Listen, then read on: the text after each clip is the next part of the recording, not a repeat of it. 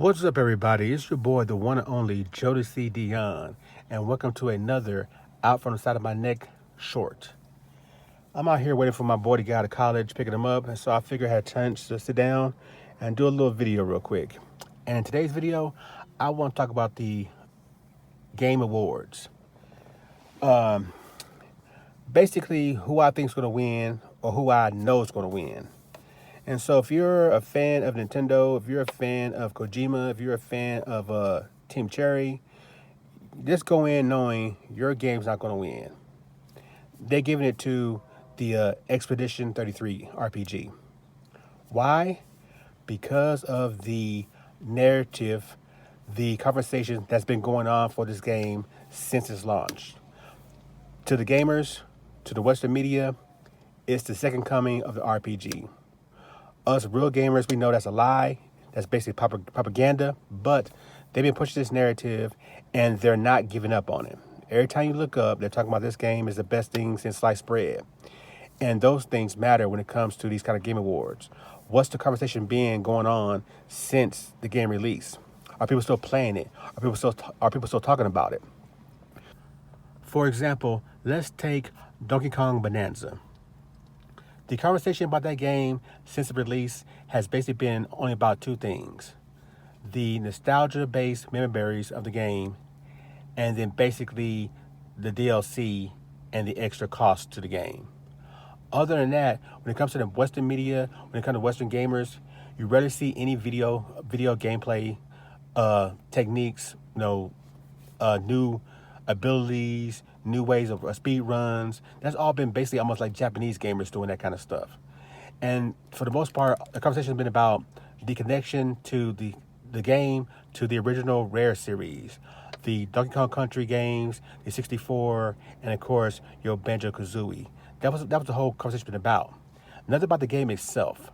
My boy Okashira Style, he's the only person I know who's able to explain to me why Donkey Kong Bonanza is a great gaming experience. And I still haven't seen that from anybody in the Western side of gaming. So that kind of killed the momentum that game had as being something we were going to be talking about for a whole year. Similar to other Game of the Year winners, Breath of the Wild. That was an ongoing conversation for like half the years it was on its release. Then you have like Team Cherry, the Hollow Knight 2 game. Hollow Knight Silksong, part of the hype of that game it's been in development for so many years. It's a sequel to a indie darling. But the overall disclosure was the price of the game. Hollow Knight Silksong was a game gamers used as the anti-AAA, anti-big developer, narrative. We're going to support this game because it's a great game, a great experience for a cheap, reasonable price. That's it.